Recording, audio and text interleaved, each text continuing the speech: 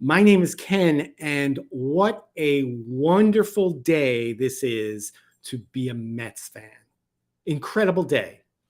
And before we get into that, I want to talk a little bit about myself and what this channel is going to be all about, right? So if you've seen some of my videos and on YouTube, I'm a little sarcastic. Okay, I have watched and been a fan of the Mets for about 40 plus years. My first memories of them were from the 1970s when they had the likes of Tom Seaver, John Matlack, and they had some really bad teams. But what I want to do on this channel is not only talk about the Mets of today and baseball of today. I also want to talk a little bit about the history of baseball. I want to talk about the history of the Mets. I think that's really important, that for certainly for younger fans to appreciate the history of the Mets. So anyway, there is no better day to be a Mets fan than today. Okay, what we've seen happen today, I can equate to a few times in my memory. I remember when the Mets signed Keith Hernandez in 1983. I remember when they signed Gary Carter. I remember when they signed Mike Piazza. Right, I would say those signings and those days were times when I felt similar to this, right? I think the Mets have made a move today in signing Carlos Correa that is going to put this team over the top. So anyway, we're going to get into that. And but what I find really interesting about what has happened today is I kind of learned something new, right? I kind of learned something in the last 24 hours or even less about how signings work in Major League Baseball, right? I remember just 8 days ago or so when I thought, okay, the Mets were going to get Carlos Correa, and then all of a sudden I saw on social media that he had signed with the Giants for 13 years, $350 million, right? So my immediate thought was, okay, that's done with. We have to move on to someone else, right? What I didn't realize is there's actually some work that goes on behind the scenes between the time when they sort of agree to sign with that team and when that deal is actually official, right? So I was looking today. Here's a good example. I was looking today at The Athletic, right? And I saw this article where Scott Boras says the Giants had reasonable time to execute the Carlos Correa deal, right? So I find this, when I saw this, I like, what do you mean reasonable time? And, it got me thinking about the whole process, right? And again, I've always been thinking, hey, when it's announced on social media or it's announced in the news that there's going to be this, that the player has signed with the team, that it was a done deal. And, I'd always heard about, physicals, they have to take a physical. But, for the most part, I would have hoped that team had done its due diligence up front. So normally you would think there was not going to be too many things that would sort of stand in the way. Right. And that was just a formality, and, the contract would be signed and they would move forward. Right. We don't really know, at least at this point, we don't know all the details of what happened with this Carlos Correa, deal falling apart with the Giants. Right. I've read that, potentially Carlos Correa obviously has insurance. Right. And I'm not sure how normal it is for the team to pay for that insurance, but apparently maybe it was very expensive. I don't know what it's expensive when when you already committed $350 million, but apparently the San Francisco Giants did not want to pay that insurance, and they were going to make Carlos Correa pay that insurance. Again, that's what I heard, and because of that, the deal kind of went sour, right? The interesting thing in all of this is I think what happened actually right after the original agreement between Carlos Correa and the Giants, when Steve Cohen went on the record saying, he was really interested in Carlos Correa, but maybe he got there just a little too late, right? I think what it sort of planted in the mind of maybe Carlos Correa and certainly Scott Boras is, if this deal with the Giants goes south, there are other suitors, one being the New York Mets. So I don't think we're going to know maybe ever what completely went down, but it's very, very interesting. So again, I show you this article as again something that kind of triggered. Hey, you know what? When they announce it on social media or in the news, sometimes the deal is not complete yet. And what I've also learned is that the deal is official when they have the press conference. So when yesterday the San Francisco Giants canceled the press conference, that actually meant a lot, because having that press conference would have sort of made the deal official, and they were not certainly ready to make that deal official. So anyway, I think that this is sort of a something very interesting. And because I also wondered, why are the Mets having a press conference for Brandon Nimmo? Why are the Yankees having a press conference for Aaron Judge? They just basically re-signed a new contract with him. It's not like they acquired a new player. But again, I think there's something more to it when these players, it's official when the team officially announces it and has this sort of press conference. So anyway, I thought that was a very, very interesting article. So anyway, I also think that if we think about the last 2 weeks, right? So we think about the last 2 weeks, not even 2 weeks, but 2 weeks coming this Friday, Jacob deGrom goes and he signs a $185 million contract with the Texas Rangers, right? We're still scratching our heads why he would want to go to the Texas Rangers. It might be something we'll never know, but a couple of interesting things came out of that whole signing.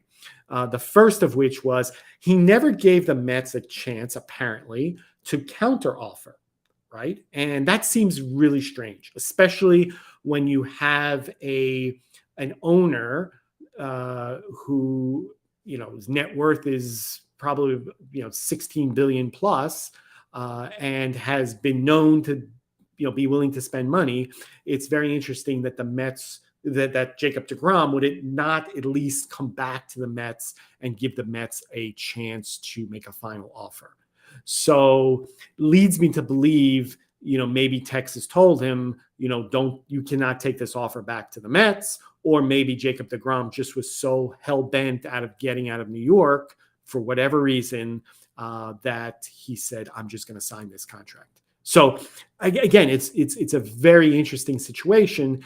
And but the interesting thing I find is that this was the Mets star pitcher. This was a pitcher who's won 2 Cy Young awards for the Mets, who came up through their system. This was our guy, right? So that Friday, in my mind, was somewhat depressing, right? Who were we going to get? He still, even though he's had his arm troubles over the past couple of years, he still is relatively young at 34, 35 years old. But who was out there to replace him, right? And we saw Scherzer last year kind of run out of steam towards the end of the year. We didn't give the qualifying offer to Taijuan Walker. So we were the pitching staff was a little bit in disarray. And again, on top of that, having lost one of your aces, if not your ace of the team, right? Within 72 hours, Okay. Steve Cohen goes out and he signs Justin Verlander. He signs Justin Verlander to what I would argue is actually a very good contract. Okay. And we can discuss, and we will discuss, whether Steve Cohen, invested his money wisely, and whether Justin Verlander is going to have, a Cy Young Awards, a Cy Young level season this year. I mean, that's up for discussion, and we'll obviously have to see. But the fact is, within about 72 hours of the Mets losing Jacob deGrom, nobody was talking about Jacob deGrom anymore. We were now talking about Justin Verlander. And if that wasn't enough, we then went out and signed Carlos Quintana, another, I think a very strong move, a lefty who's been very durable over the past couple of years. I think that, that's a great signing for the Mets.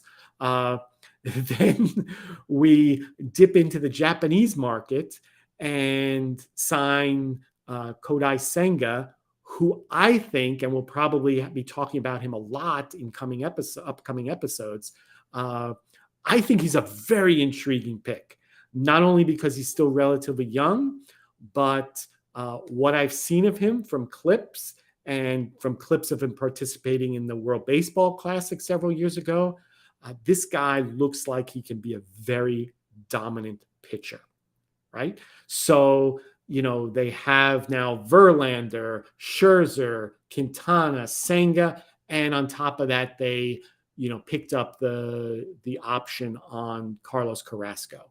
So they have 5 very strong starting pitchers, where, again, 2 weeks ago, we were trying to think, okay, who comes after Max Scherzer, right? I mean, unbelievable.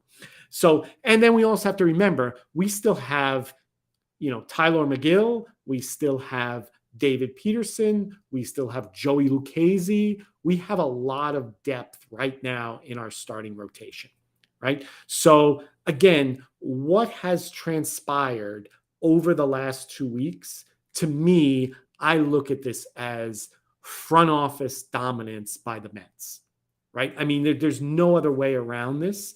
We can argue whether or not, Steve Cohen is spending too much money. Quite frankly, it's not my money, so I don't care. The price of a hot dog and beer can't get that much higher. But I think that when you actually sit down and you look at some of these contracts, sure, Carlos Correa is going to be for, 12 years, but Max Scherzer's coming off the books in a couple of years. Justin Verlander's coming off the books in a couple of years. So they have some payroll flexibility in a couple of years. We're not talking about, right now they're at a $380 million payroll with, $100 million dollars in luxury tax, that they're going to pay. So we're talking about almost $500 million, a billion with a B, $500 million they're spending on this payroll this coming year. But long term, they're going to have a lot of money coming off the books, right? So I think that they're constructing the team. Obviously, they're constructing to win now. They want to win now. You don't go sign a 40-year-old pitcher for the future. You want to win now. So it's very interesting to watch what Steve Cohen is doing.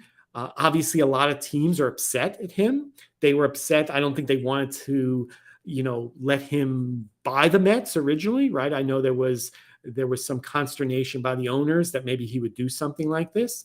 But quite frankly, I'm happy, I'm ecstatic as a Mets fan that they are doing this, right? And that Steve Cohen is acting like one of us. He's acting like a fan. He knows he had that bitter taste in his mouth after we lost in the wild card round of the playoffs. He knew we needed to get better, and he's doing it, right? Every team in the major leagues would want an owner to do that. And if those owners don't like that Steve Cohen is spending the money, well, who cares?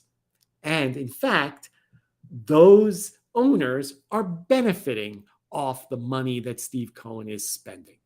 He's going to pay, again, in excess probably of $100 million in luxury tax. That $100 million is shared with the teams. Now, are the Pittsburgh Pirates taking their share and reinvesting it in their organization? Heck no. The owner is putting it into his pocket. Okay. So I have no sympathy for these small market teams who are taking that money, that luxury tax money, and not reinvesting it in their team. So good for Steve Cohen, good for the Mets, good for the Mets fans. We deserve this. We have had years of Mets ownership that has been inept, most recently with the Wilpons. Okay. But we can go back to the 70s with the Mets, right? In that dark June day in 1977, where the Mets traded Tom Seaver, right? The Mets traded their best franchise pitcher. And everything you think about Jacob deGrom, he did not hold a candle to Tom Seaver. Tom Seaver was a workhorse. Okay. Tom Seaver was the franchise of the Mets. And the Mets traded him in his prime. Okay. So anyway, I just want to enjoy this day. I want to enjoy this signing. I think it's a great move for the Mets. We're going to talk a little later in this episode about their roster and their roster construction, but I think this is great. I think this is great. And I'm just in awe of what has transpired over the last 2 weeks, right? I mean, I just touched on the starting pitching, right? But you can tack on to that. We re-signed Brandon Nimmo, which we're going to talk about that a little bit and the impact that's going to have on, future Mets free agents. They re-signed Brandon Nimmo. They make him a Met for life. It was clear the fans are in love with Brandon Nimmo. They like the style that he plays, and Cohen knew it. And he went out and he purchased that, I should say purchased. He signed that player. So now Nimmo is a Met player for life. Beautiful, right? I don't care if it's worth it or not. I love Brandon Nimmo. He's a 280 hitter. And if the Mets are going to pay him $162 million, great. I think he's great for the Mets. I think he's great for the game, right? So they went out and got Nimmo. They've gone out. They re-signed just yesterday Adam Ottavino. They signed David Robertson. They signed at the very beginning of the process Edwin Diaz. They made a trade with the Tampa Bay Rays for Brooks Raley, a crafty left-handed pitcher. They are putting together a really, really good bullpen. And now to add an extra bat like Carlos Correa is not, anything to sneeze at. Carlos Correa is an unbelievable ball player, right? So it's just amazing. Again, if you just reflect on what they've done in the past 2 weeks, it's been the best 2 weeks of Mets I can see in a Mets offseason that I can remember. And apparently they're not done yet. So anyway, that is something, we will certainly be analyzing in, later in this episode and certainly in episodes in the future. So what impact do we think that this Carlos Correa signing is going to have not only on the Mets, right? There's a lot to talk about there, but also on Major League Baseball, right? So we just talked about that basically teams do not like the Mets, right? They don't like how Steve Cohen is spending all this money, right? And again, boo-hoo, who cares, right? But I think what this is telling the major leagues and major league owners is you better wrap up your players. You better protect your players that you want to keep. You better get them under contract. You better obviously finalize deals because Steve Cohen and the New York Mets are out there. And if they want a player, they are going to spend for it, right? And they will get that player, right? I mean, let's think about this. Next year, Shohei Ohtani becomes a free agent. Is there any doubt in your mind that he's coming to the New York Mets, right? It is a very, very strong possibility. So, that is the impact that this signing has had, I think, on Major League Baseball, right? It looked a couple of days ago, it looked like, okay, Carlos Correa is going to be a San Francisco Giant. And then in the middle of the night, when things went south, did Steve Cohen like take time to think about it? No, he pounced. He knew what he wanted. He knew this player was going to put the Mets over the edge. All right. I should say over the top. Right. He knew it and he struck. Right. It's unbelievable. He's in Hawaii right now, 6 hours behind. So it's in the, it's probably in 9 o'clock at night last night while we're all sleeping. He's in Hawaii making a deal with Scott Boras, right? It just turns out that, he was available to pounce when Correa became available. So I think that's the impact it's going to have on Major League Baseball. I think that, again, every free agent, right now we're seeing these high salaries, right, being given to guys like Trey Turner. Obviously, Soto is going to come up in a couple of years. Manny Machado is going to come up. He's going to be able to opt out. So you're going to see these players with $30-35 million contracts. There are only a few teams who can afford those players, right? The Mets potentially being the number one team that can afford these players, right? So I think the Correa signing shows that, you better wrap up your players because Uncle Stevie is waiting and he knows what he wants and he's not afraid to pay for it. So I think that's what we're going to see happen. The interesting thing will be, are major league teams and owners so upset with the Mets and Steve Cohen that they don't trade with the Mets? This will be very interesting, right? Are they going to hold the Mets ransom, for their players? Will the Mets have to rely on the free agent market going forward? Will they be able to make deals? Right? We'll see. We'll see what happens. I think it'll be very interesting, but only time will tell, I guess. Right? So, but what? Let's see. Let's talk about Carlos Correa to the Mets. Right? A 28-year-old player.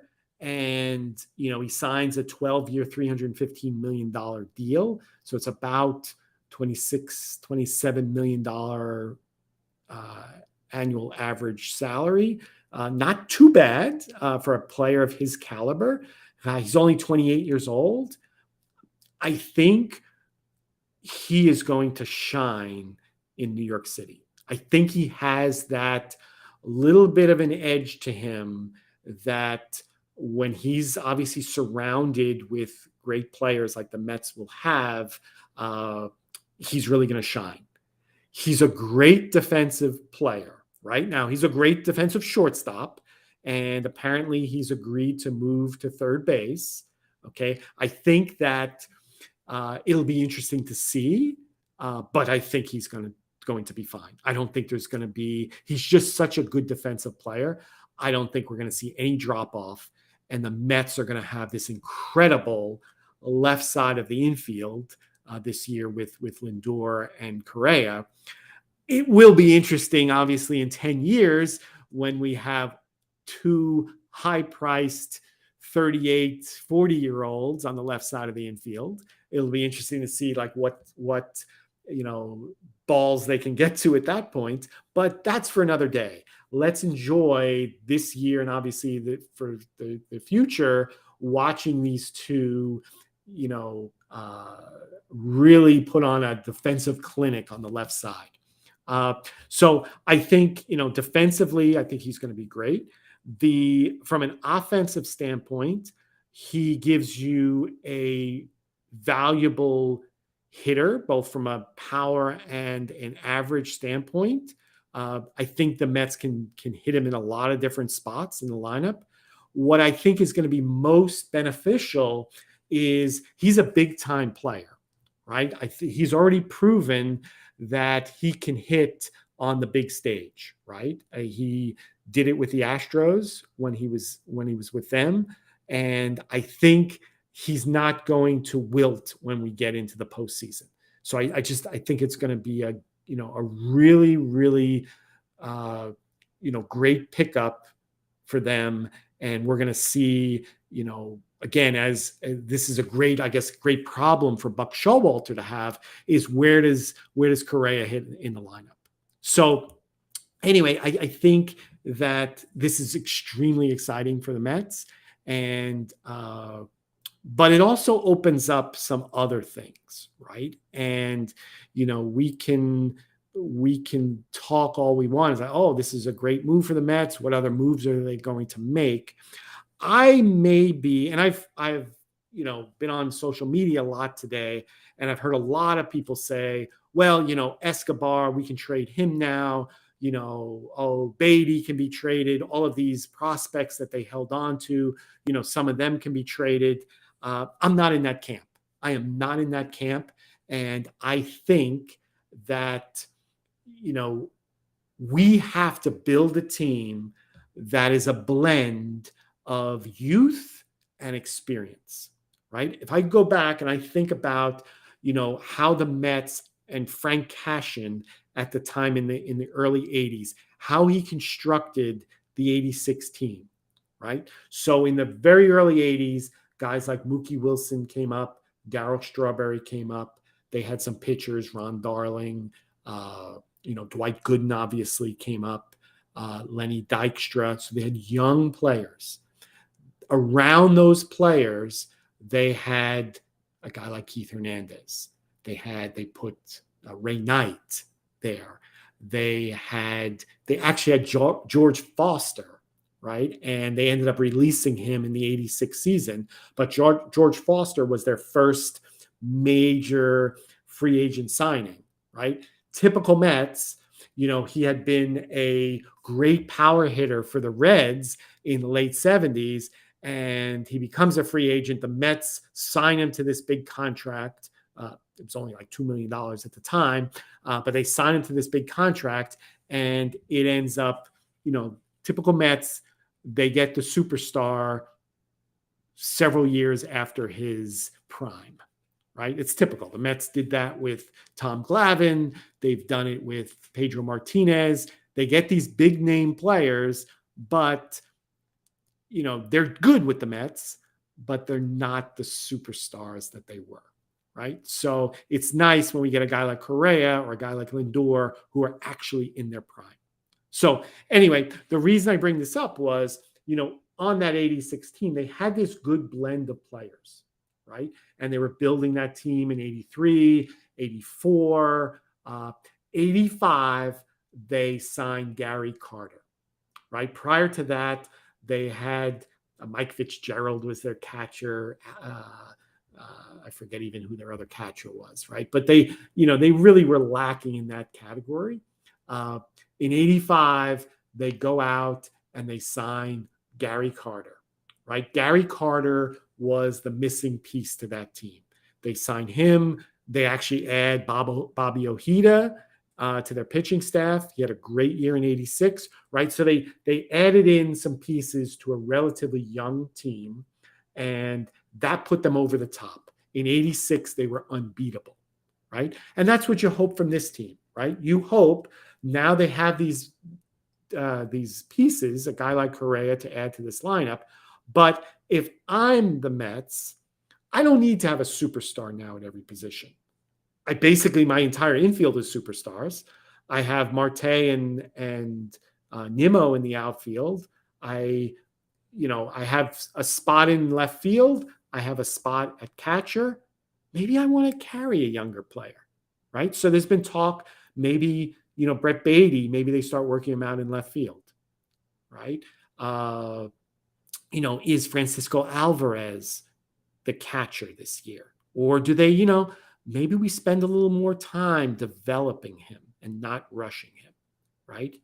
So anyway, I'm not a guy now who's going to say, okay, we now have a hole in left field. Let's go sign, another high-priced player to play left field. No, I think they're in a good position right now. I think they have, when you look at their roster now, in the infield, obviously they have Alonso and McNeil, Lindor, and Correa. That's an unbelievable infield, an unbelievable infield. I mean, uh, McNeil sixth in the lineup. The guy's the National League, batting champion, and he may hit sixth in the lineup. Right? That's how strong this lineup is going to be.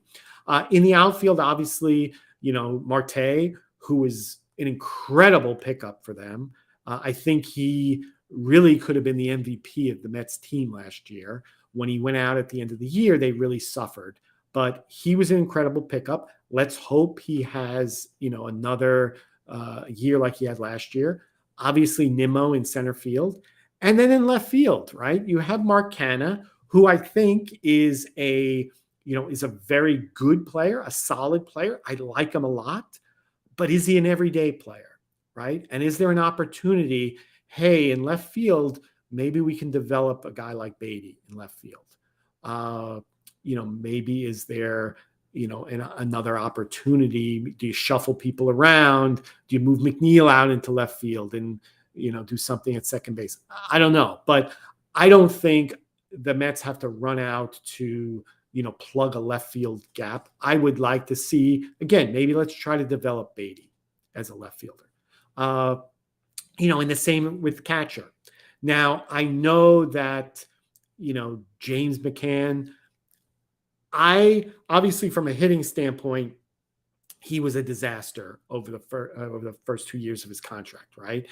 We really didn't get anything, other than a few brief moments. We didn't really get anything offensively out of him. What I would say is he was a very good defensive catcher, as was Nido. And actually, I am very high on Thomas Nido.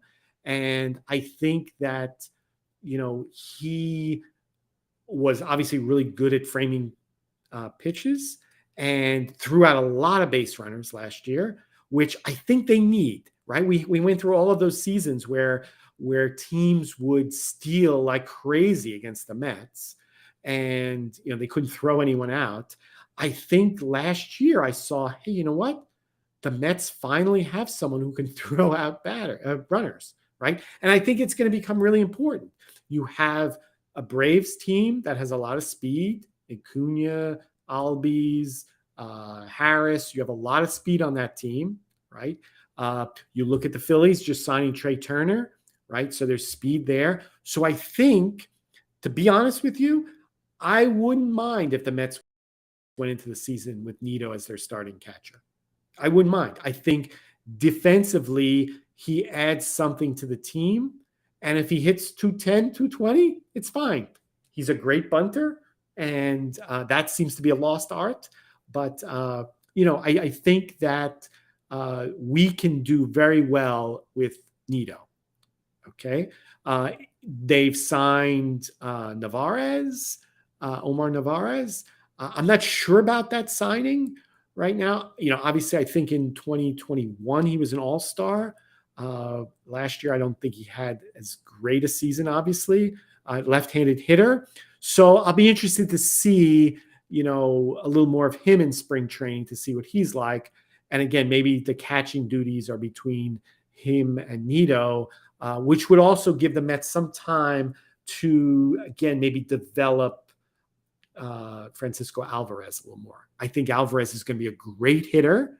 The question I would have at this point is, how are they as far as, how can he handle a pitching staff with Verlander and Scherzer, right? So, maybe a little seasoning down at AAA might do Alvarez well and maybe bring him up, mid-season or, with an injury or anything like that. So I do think they have the workings of a really good lineup with a lot of depth.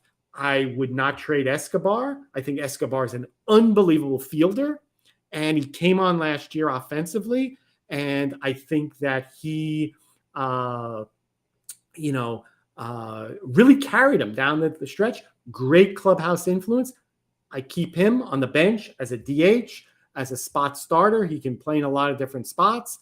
And certainly Luis Guillorme, another great defender who can play all over the field. You need players like that, right? I think the one area that, as I'm looking at the construction of their roster, there's two areas I look at.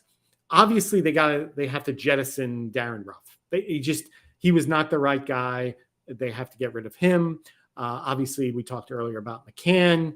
I think that he's a guy that we can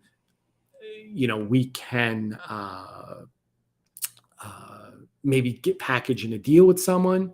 So I think what we need to do is two things. Number one, we need a backup first baseman, right? As I was looking at their roster, they really don't have a first baseman that could back up Pete Alonso if he goes, God forbid, he goes down, right?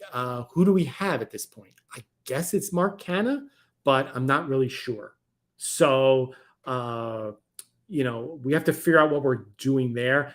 Is it worth maybe developing Beatty as a first baseman, right? I mean, this is obviously maybe where Vientos could play a role. I'm not sure exactly what they do with him. The other person who I think is a little bit of an outlier, who the Mets may have to think more about, is Vogelback, right? So Vogelback is basically a somewhat of a liability because he can just hit, right? And again, we're not talking about Babe Ruth, right? He's a good hitter. We saw last year he's a very patient hitter.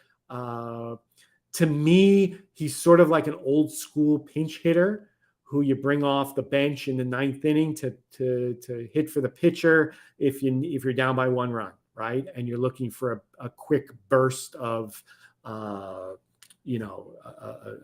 power, right? But the fact that he doesn't play the field, can you afford to just carry him as a DH? I'm not so sure about that, right? So I think that I think one of the moves the Mets have to think about is what do they do with Vogelback? Now, he's relatively, he's extremely cheap. I think they're paying him less than $2 million. So obviously he's not a payroll burden. But, unless he could play first base, which again, I'm not sure about that. But, what versatility does he provide, again, other than being a DH for this team? And you do have maybe a guy like Beatty who could be a left-handed DH. Obviously, Escobar could be a left-handed DH. So, I'm not sure at this point what role Vogelback plays. Although I know the fans love him, I'm not sure, he adds much value. When I think about it, right, there's been talk this week with the Mets go out and sign Michael Conforto, right? Michael Conforto is a very intriguing option. And, I think if you were to say we were going to sign Michael Conforto, then obviously that makes Vogelback expendable because obviously Conforto gives you the option as another outfielder, right? He could probably provide the same power that Vogelback would, and also provide you with another option in the outfield, because that's actually another area the Mets are thin at right now.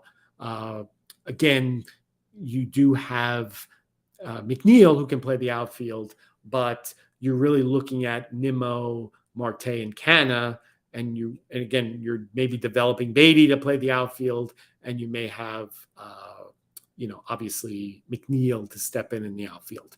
But you're kind of thin at that in your outfield spots. So anyway, the Mets have a lot that they still need to do. Just dealing with the roster. What's the roster going to look like, right? I think they probably need another reliever, right? They maybe need another reliever, but I don't know if they need Liam Hendricks, right? They may just need another young stud who can throw 90 miles an hour and have, some decent control. They may not need a top line closer, right? Again, do you develop? You have to do something with McGill. You have to do something with Peterson, right? So, obviously one of those people could be used, those guys could be used in the pen. So anyway, I think there's a lot to talk about as we go forward. But I think today's signing, just to wrap this up, today's signing is a key piece. And I think Mets fans are going to look back at this day, and I'm hoping this is going to be the Mike Piazza, the Gary Carter, the Keith Hernandez type signing. And we're going to look back and say, this is the player that has put us over the top, right? And I think that's what Steve Cohen is hoping for, and I think that's what Mets fans are hoping for. So anyway, this is a bit of a rant here, a bit of a ramble. Again, it's our first episode. We're expecting to have more live streams going forward, obviously as big events occur. I hope you'll join us. I hope you'll subscribe to the channel, and we will see you next time.